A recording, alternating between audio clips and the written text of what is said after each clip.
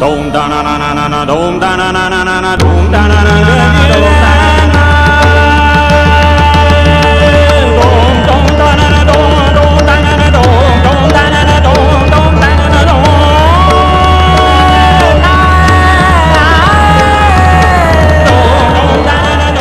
आप सचमुच मुझसे इतना प्रेम करते हैं? असीम प्रेम, असीम प्रेम है मुझे।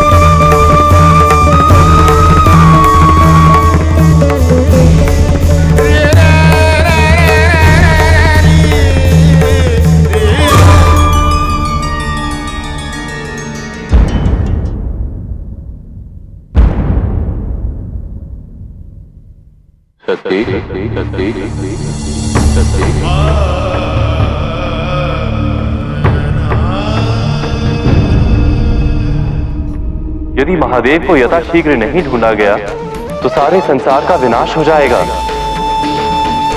शिव की अनुपस्थिति में पृथ्वी का संतुलन डगमगाने लगेगा।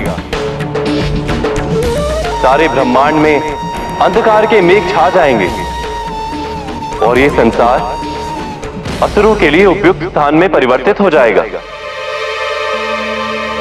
चलिए हम उनके पास चलते हैं। हमें त्रिदेव का विघटन रोकना ही होगा ब्रह्मदेव।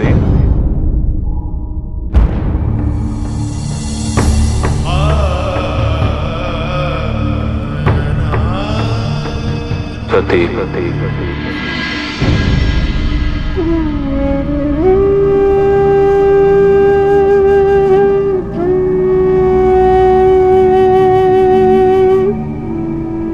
महादेव, मेरी इस सृष्टि पर विपत्तियों की आंधी चल रही है। उसको खंडित होने से केवल आप ही बचा सकते हैं महादेव। लौट चलिए महादेव, लौट चलिए। महादेव, आपकी अनुपस्थिति में इस त्रिदेव का क्या औचित्य है? आप तो जानते हैं आपके बिना हम अधूरे हैं।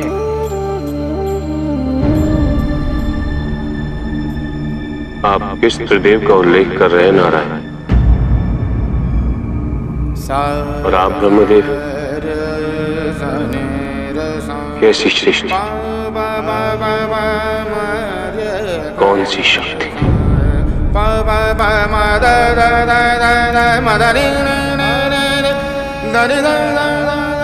मेरी शक्ति और मेरी सृष्टि तो सती थी, सती नहीं तो मैं कुछ भी नहीं।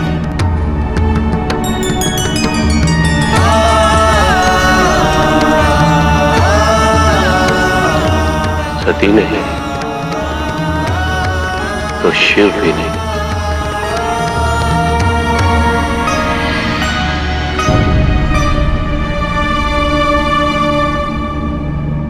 शिव शक्ति विहीन शव।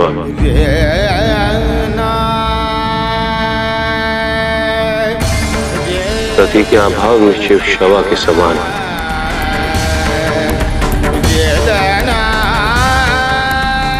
निर्जीव, अर्थहीन, उद्देश्य।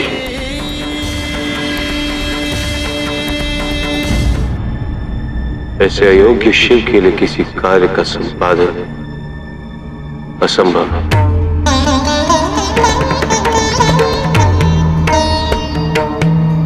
ब्रह्मदेव,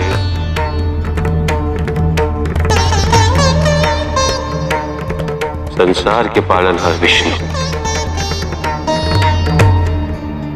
आप इसका कारण जानते हैं?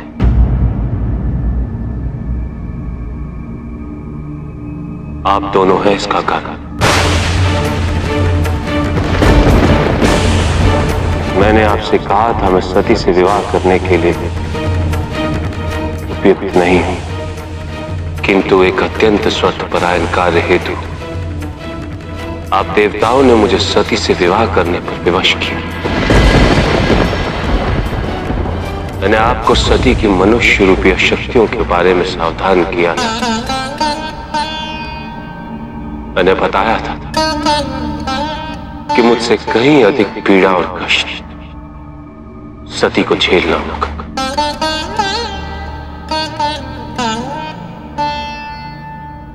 देखिए, आपके निर्णय और आपके हठ का परिणाम कैसे भुगत रही है मेरी सती।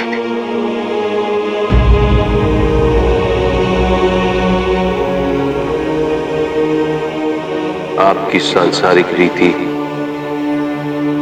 और आपके संस्कारों से मेरी विरक्ति और बढ़ गई। मेरा आपसे यही अनुरोध है कि आप मुझे एकांत में छोड़ दीजिए। जाइए, मैं मेरी सती के साथ ऐसे ही रहूंगा।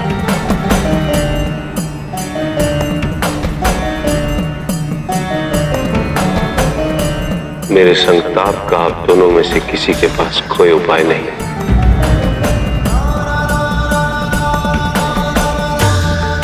जाइए, जाइए देवता।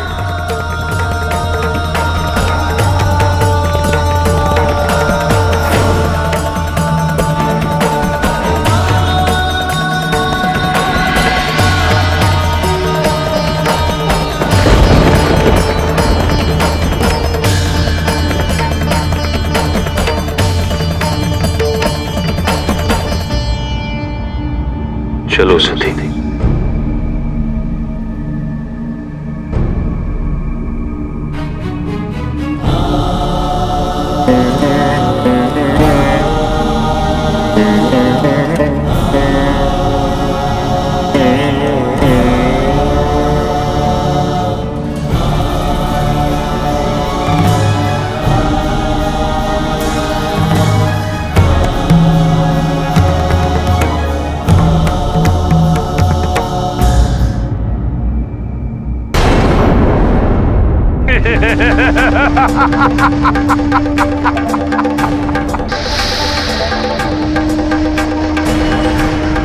तारकासुर,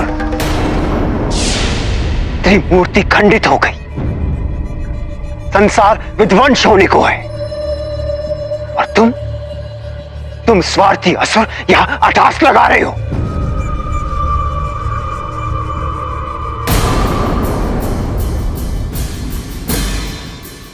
गुरुदेव, आपके इस कथन से प्रतीत होता है कि आपके विचार हम असुरों से भिन्न हैं। आपने विवशता में असुरों का गुरु बनना स्वीकार किया होगा। कदाचित आपके गुरु भ्राता बृहस्पति का देवताओं के गुरु बनने के होड़ में आपने असुरों के गुरु बनने का निर्णय लिया होगा। तारकासुर, हमने संजीवनी विद्या भी असुरों के हित के लिए प्राप्त की थी और उन्हीं के हित के लिए ही हम ये सब कुछ कर रहे हैं। गुरुदेव, इसका उत्तर तो आपको स्वयं देना होगा। जब संजीवनी विद्या का उपयोग ही नहीं करना था तो उसके होने और ना होने का क्या तात्पर्य? आपने व्यर्थ ही इतना परिश्रम किया। गुरुदेव, आज जब असुरों के लिए उत्सव का दिन है तो आपके मुखमंडल पर शोक की रेखाएं क्यों हैं? दूसरों के दुखों पर उत्सव कायर मनाते हैं तारकासुर। और रही बात हमारे दुख की, वहां हमें पीड़ा है। पीड़ा है अपने महादेव की दशा पर, उन महादेव की दशा पर जिन्होंने सदैव असुरों को अपनी छत्र छाया में रखा। उन महादेव की दशा पर जिन्होंने असुरों के हित के लिए हमें संजीवनी विद्या का वरदान दिया, और उन महादेव की दशा पर जिन्होंने तुझ जैसे दूत को अमृत का वरदान दिया, और तुम्हें उनकी दशा पर तनिक भी दुख नहीं।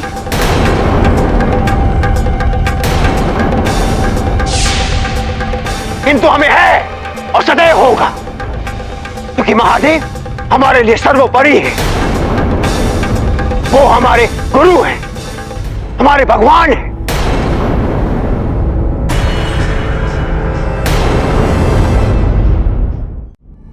महादेव जिनसे योग की उत्पत्ति हुई, महादेव जो सदैव माया से दूर रहे,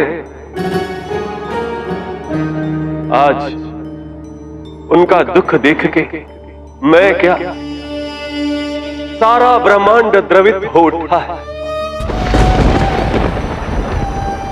मैंने अपना पुत्र खोया, पौत्री खो दी, परंतु आज महादेव का दुख देख के जितना कष्ट हो रहा है उतना कभी नहीं हुआ।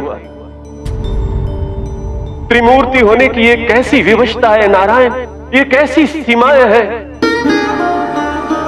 क्यों नहीं हम सती को पुनर्जीवित करके इस सृष्टि का उद्धार कर लेते हैं। महादेव जिन्होंने सदैव सभी के दुखों का निवारण किया बिना किसी भेदभाव के, आज उन्हीं का कष्ट दूर करने में हम असमर्थ हैं, असहाय हैं। कितना मार्मिक दृश्य है नारायण, कितना मार्मिक दृश्य। अत्यंत दुखदाई ब्रह्मदेव, निस्संदेह अत्यंत दुखदाई, किंतु इससे भी अधिक दुखदाई वो होगा ब्रह्मदेव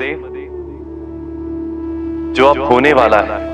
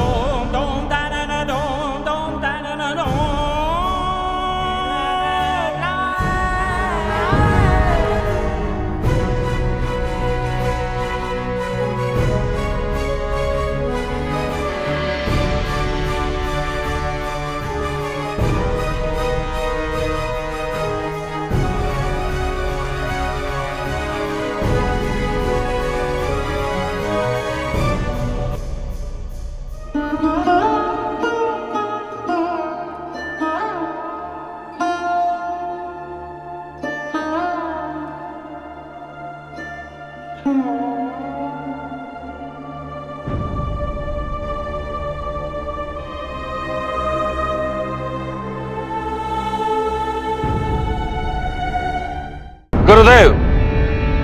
हाथ आए अवसर को निकल जाने देना विजेताओं को शोभा नहीं देता। महादेव की यही दशा हम असुरों के हित में है। त्रिमूर्ति का खंडित होना, देवताओं का दिशाहीन होना, अराजकता और विनाश लीला का उभरना, ऐसी परिस्थितियों में एक सेनापति को अपनी कार्य पद्धति और प्रणाली को क्रियान्वित करके चक्रवर्ती बनना चाहिए। गुरुदेव, आप हमारे सेनापति हैं। आपकी निष्ठा पर जो हम असुरों का संदेह है, उसे मिटाने का यह अति उत्तम अवसर है आपके पास। निर्देश दीजिए हमें, हम योद्धा आपकी आज्ञा के लिए तत्पर हैं। घोषणा कीजिए युद्ध की। इस संसार के शासक की पदवी आपको निमंत्रण दे रही है गुरुदेव।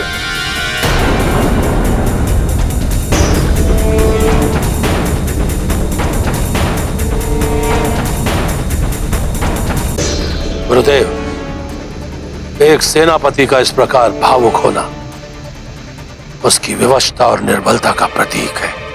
शत्रु की विवशता का लाभ उठाना कायरों का कार्य होता है तारकस। वीर तो सदैव शत्रु को बराबरी का अवसर देते हैं। और तुम जानते हो इस कार्य को युद्ध नीति में क्या कहते हैं?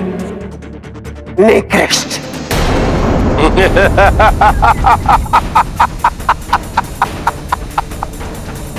तो क्या जब देवता अपनी शक्तियों को एकत्रित कर सुगढ़ हो जाएंगे तब हम उन पर आक्रमण करें? ये तो नितांत मूर्खता होगी गुरुदेव, मूर्खता। ये देवता सदैव हम असुरों का संहार करने हेतु तत्पर रहते हैं। इनका सदैव यही प्रयास रहता है कि हम असुरों को अशक्त करें और पाताल लोक तक सीमित रखें। मैं पूछता हूं, क्या कमी है?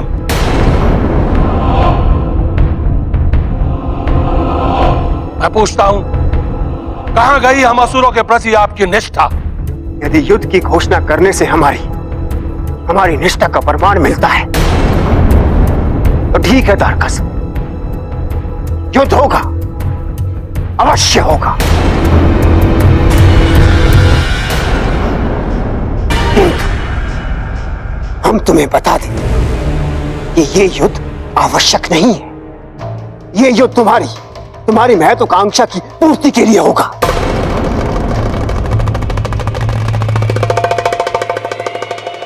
स्वर्ग पर आक्रमण की तैयारी की जाए।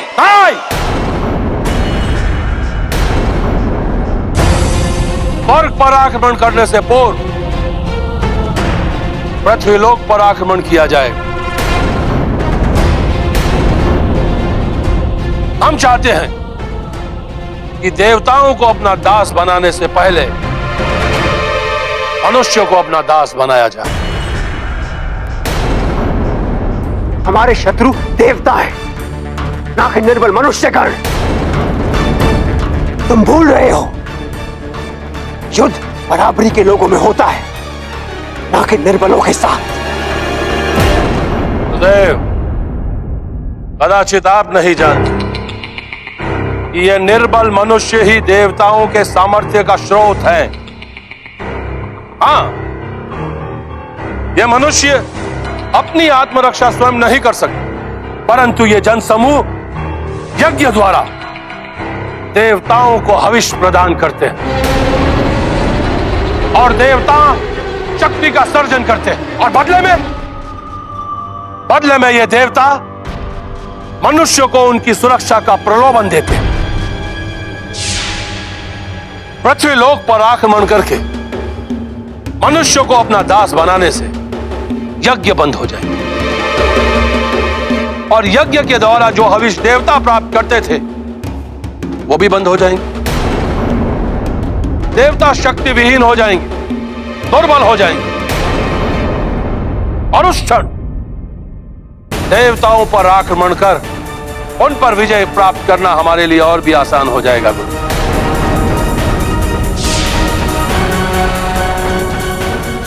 मैं असुरराज होने के नाते ये आदेश देता हूं, पृथ्वीलोक पर आक्रमण की तैयारी की जाए।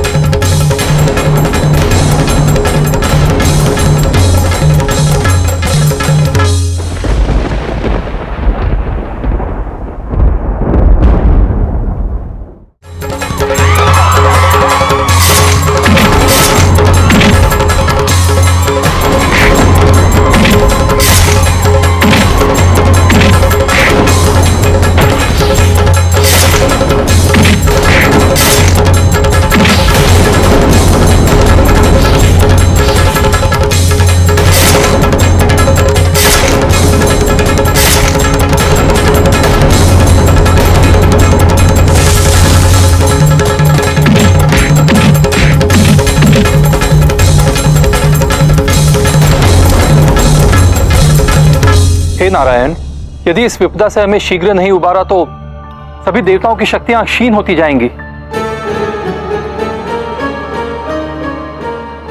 मनुष्यों को असुरों के दासत्व से मुक्त करना अत्यंत आवश्यक हो गया है। त्रिदेव के अभाव में मेरे पास केवल एक बार अपनी शक्ति के प्रयोग करने का आसरा है। या तो मैं अपने सुदर्शन चक्र से तारकासुर को ध्वस्त कर सकता हूं, या फिर महादेव की वेदना का अंत।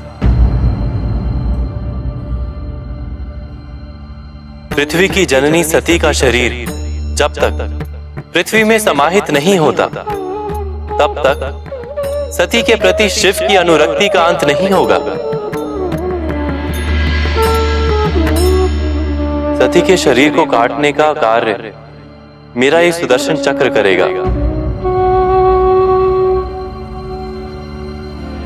किंतु सती के शरीर को शिव से दूर करने की प्रक्रिया शिव को और क्रोधित ना कर दे। हो सकता है वे सारे ब्रह्मांड का ही अंत कर दें। ऐसी आशंका है मुझे।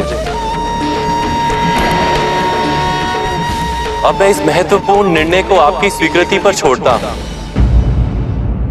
अब आप ही विचार करके बताइए कि क्या अनिवार्य है, तारकासुर का वध या शिव की वेदना का अंत? इस समय शिव की वेदना का अंत हमारी प्राथमिकता है। विनाश तो किसी भी विकल्प में होना ही है नारायण। तो शिव के संताप को दूर करने का प्रयास हम सभी देवताओं को करना चाहिए।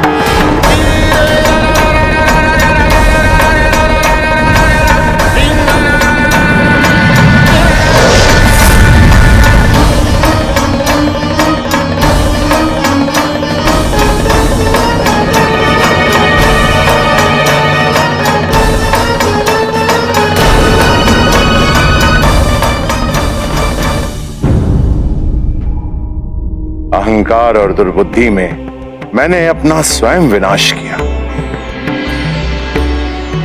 जिस प्रजापति के पद ने मुझ में इतना अभिमान और अहंकार भरा हो, उस पद को मैं सदा सदा के लिए त्याग रहा हूं।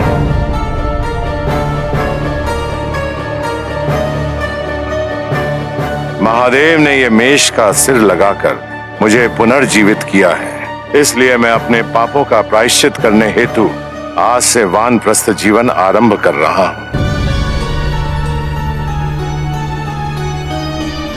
आपका वानप्रस्थ जीवन आपकी अर्धांगिनी के बिना संपूर्ण नहीं है स्वामी।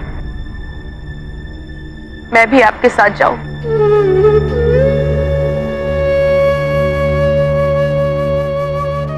कहीं ना कहीं मुझ में भी तो ये अहम था कि मैं मनुपुत्री हूं। यदि आरंभ से ही मैं आपको सचेत कर देती तो अहंकार के कारण आज हमारी ऐसी दुर्दशा नहीं होती।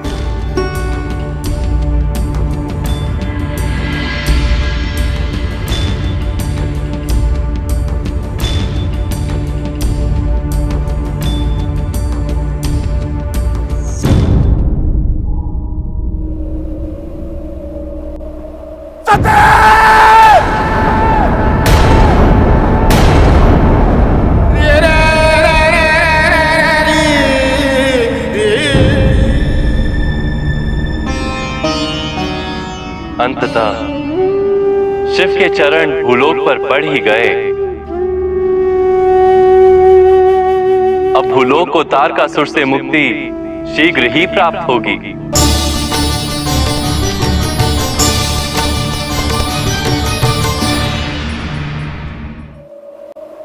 सती सती सती सती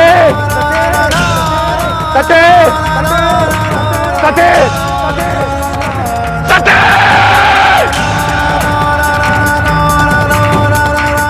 सती सती सती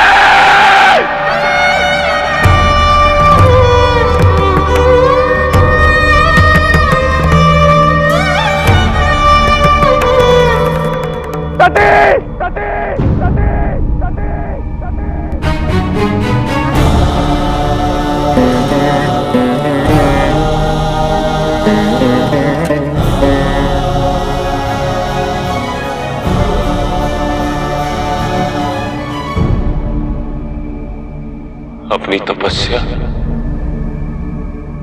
और तुम्हारी साधना से मैं चेतना का मार्ग प्राप्त कर रहा था,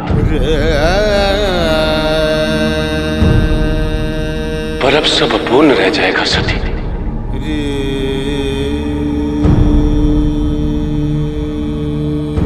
तुम्हारे बिना सब अपूर्ण रह जाएगा।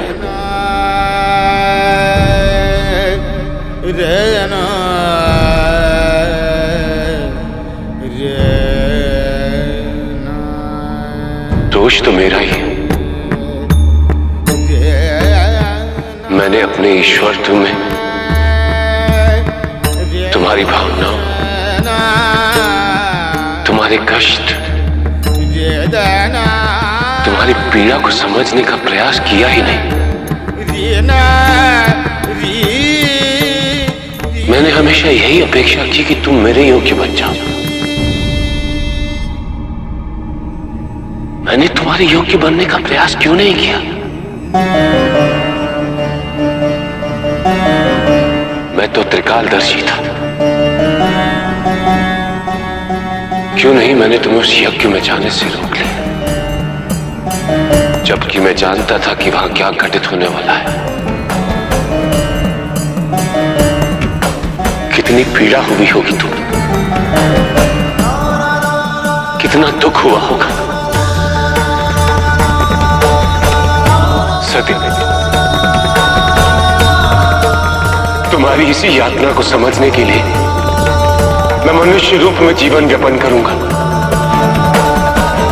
हाँ सती, देखो सती, देखो तुम्हें पाने के लिए मैं मनुष्य रूप में बन करूंगा सती। मैं तुम्हारे लिए पृथ्वी पर आया हूं। अब तो लौट आओ सती, लौट आओ सती।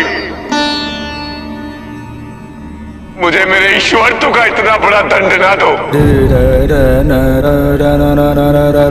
लौट आओ सती, लौट आओ।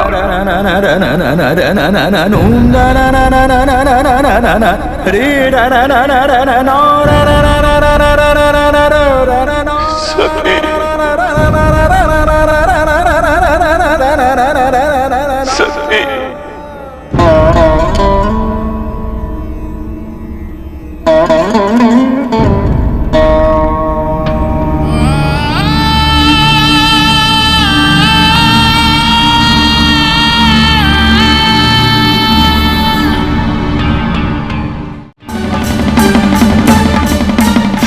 सती,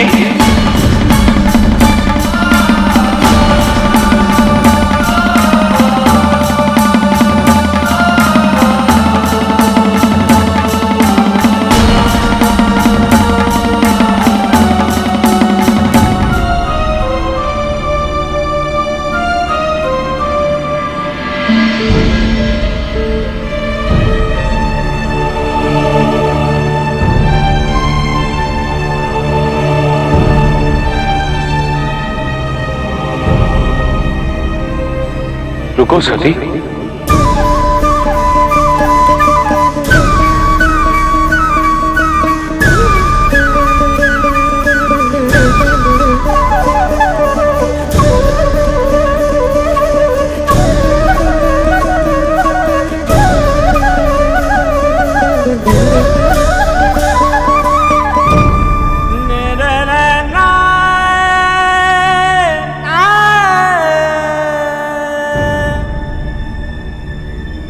सती,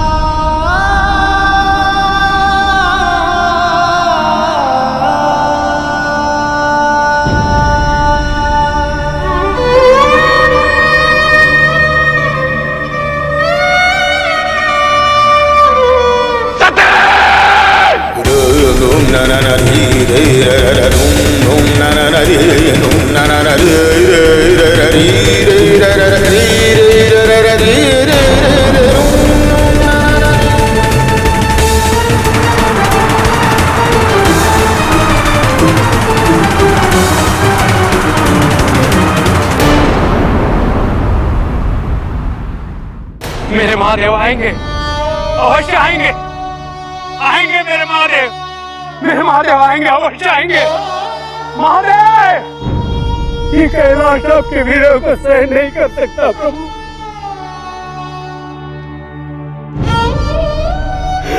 आपकी अनुपस्थिति इसके उन्नत मस्तक को विरह की गहराई में डुबो न दे।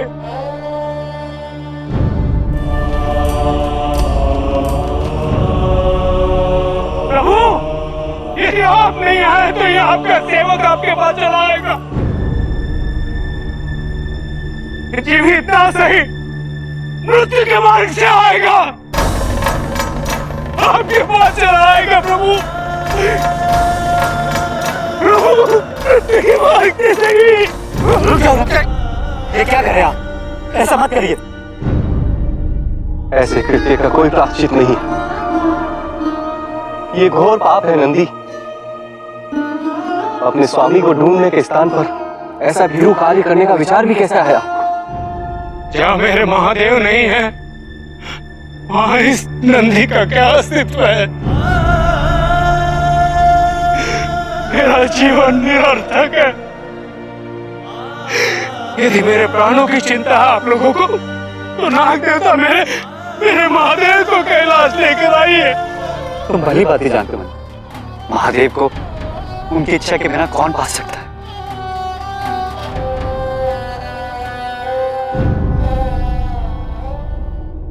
नंदी, तुम महादेव को अति प्रिय हो, तो फिर अपने प्राण त्याग के महादेव की पीड़ा को और क्यों बढ़ाना चाहते हो?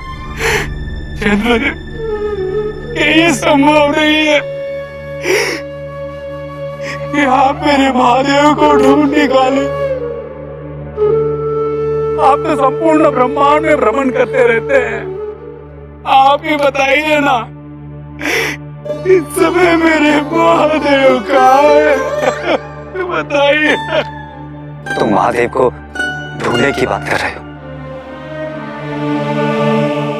सती के विरह से महादेव की जो दशा हुई है, मुझे तो भय है कि महादेव अपना ईश्वर त्याग के कहीं मनुष्य न बचे। और यदि ऐसा हो गया तो बहुत बड़ा अनर्थ होगा, बहुत बड़ा अनर्थ होगा नंदी। यदि ऐसा है तो मेरे महादेव को ढूंढना और भी अधिक आवश्यक होगा। मुझे कुछ करना होगा। मैं ढूंढूंगा मेरे प्रभु को, मैं ढूंढूंगा। महादेव प्रभु,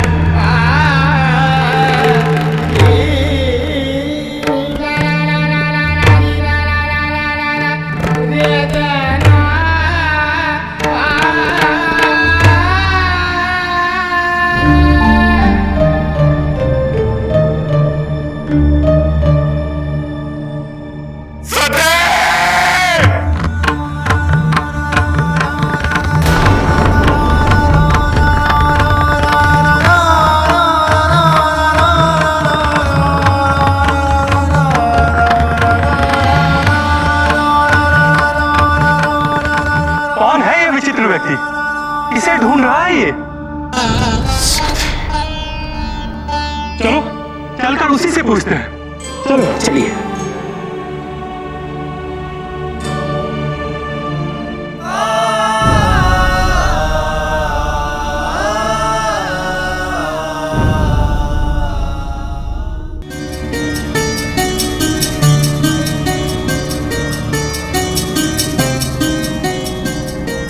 देखो, यदि तुम अपनी समस्या हमें नहीं बताओगे तो हम उसका समाधान कैसे करेंगे? बताओ, कौन हो तुम? कहां से आए हो? किसे ढूंढ रहे हो तुम?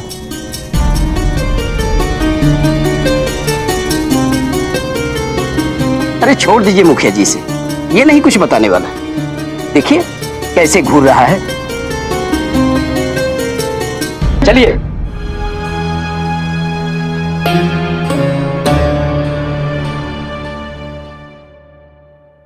ठहरो।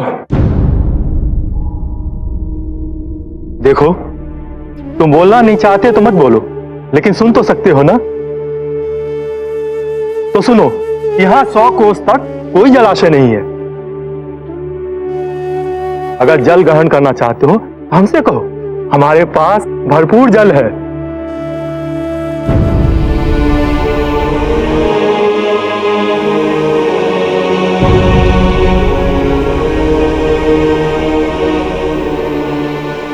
चलो, कुछ तो सहायता होगी इस अभागे की।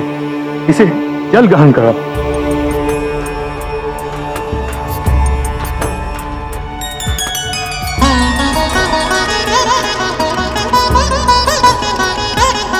ध्यानपूर्वक नित, इस रेगिस्तान में ये जल बहुमूल्य और दुर्लभ है।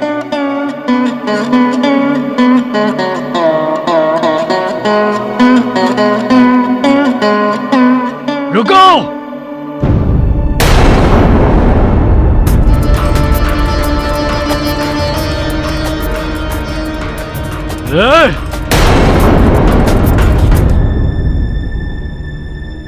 पहले पानी मुझे पीना है।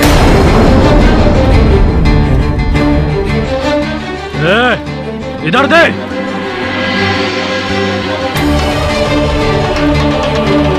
क्षमा कीजिए, देखिए कैसा निर्जीव साधु है, इसे पीने दीजिए, हम आपको भी अवश्य जल ग्रहण कराएंगे। अरे मूर्ख, जानता नहीं क्या पृथ्वी पर केवल असुरों का साम्राज्य है।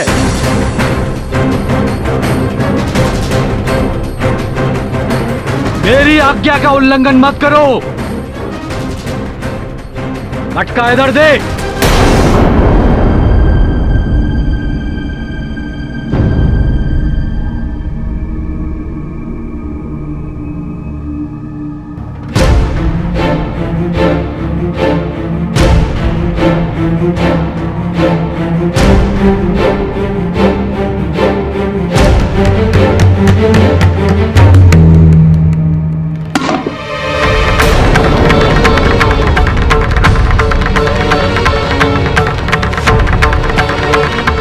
इस दुस्साहस का दंड तुम सबको मिलेगा।